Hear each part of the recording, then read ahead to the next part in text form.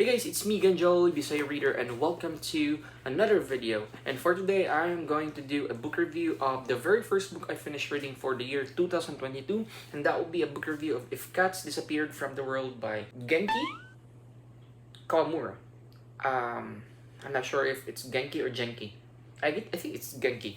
So yeah, I finished reading this one last night. The initial plan was to read this probably a couple of pages only, but then what happened was I was not able to read myself to sleep, but I ended reading for straight 2 hours, and then in short, I read the last quarter. The reason why I'm filming this because I want to review this book with as much as possible, a lot of things that I can still remember, a lot of details I can still remember from the story since I just finished this last night.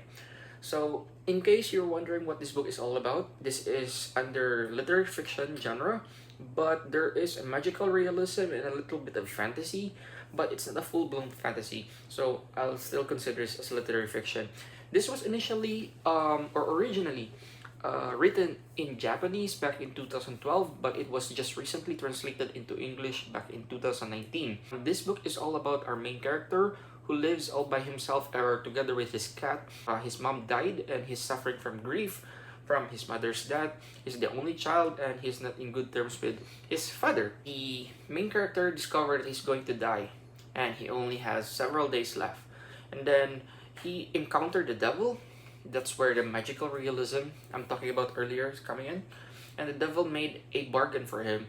For every time that he decides to choose what thing he needs to remove from the world for good, or to vanish from the world for good, he is going to extend his life day. So for every theory or concept or thing that he decides to remove from the world for good, he can extend his day for his life for a day. So the devil is meeting him once a day just to discuss his decision if he decides to remove a thing for good, or the moment that he decides not to remove a thing, he's going to die the next day. That's basically is the premise of the book. To be honest, I'm going to be very straightforward about this one. This book is really polarizing. It's either you're going to hate it or you're going to love it.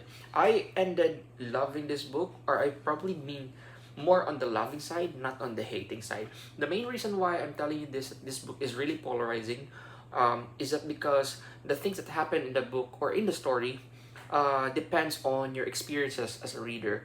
The more you can relate, or the more similarities you have with the main character, the more you're going to love this book. The lesser similarities and the lesser things that you can relate with the story, the harder you're going to appreciate this book and probably empathize to the things that are happening in the story.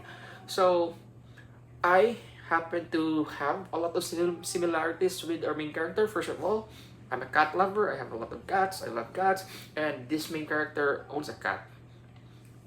And many other things. As much as I want to explain or enumerate those similarities I have with the main character, I can't because those will be spoilers and I don't want to spoil you guys.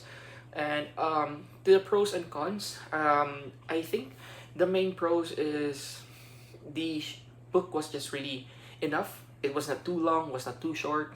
The length, which is actually around less than 200 pages, which is perfect. The book was not dragging. It was really direct to the point.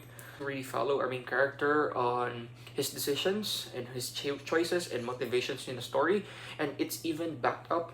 Why did he choose this over this? Why did he decide to do this thing over the other one? So yeah, those are well. The foundation of those concepts were well made or well written in the book. That's the main thing I really appreciate. On the other hand, for the cons, I think the main reason why I did not really love this book as much as I want to is that because of the writing style. There are some parts of the book that felt like it was badly written. And it kind of affected my momentum. To be specific, for example, if you are reading on a very emotional part and then suddenly on the next paragraph it was badly written, so it kind of destroys your momentum, and it kind of change your mood or the emotion you feel towards the book or the story. And that kind of happened to me not just once but several times. I don't know why. Maybe because of the translation from Japanese to English. I don't know. Maybe it was lost in translation. But yeah, that's my experience. The second one is, I think this book could have needed more of a side characters for the other sub characters and our main character to have a really depth character development, because I think that's really lacking. It was just too straightforward to the point that there were no character development.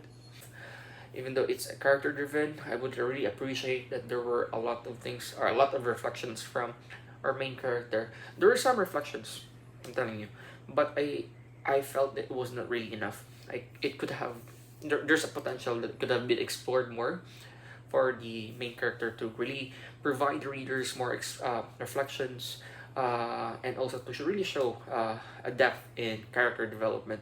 Lastly, my cons is that I wish there could have been more about the cat, because the title is If Cats Disappear from the World, and I was expecting that there will be a lot of things happening relating to the cat, but there were a lot of flashbacks. Of course, there were cats, but cats were just like an accessory to add like a spice to a food, which is the book is a food, and the cat was just the spice to increase the flavor.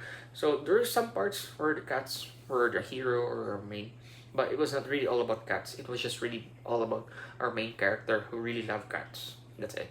So I was my expectations was kind of not met. That's why I did not really love this book as much as I want to. But anyway, it was such a good read still amidst all of those cons. And yeah, that's it. That's my book review for the very first book I've read this year. This is really short, less than 200 pages. So if you're going to pick this one up, I'm really sure you can finish this in one sitting or less than 1 day or 2 days, because I did finish this in 5 days. Thank you so much guys for watching this video and for reaching this part of the video. And in case you haven't subscribed yet, please click the subscribe button, click the like, and even share this video if you want to your friends and families on social media. I would greatly appreciate it. This is me again, Joel, your Bisaya reader. Thank you and good night.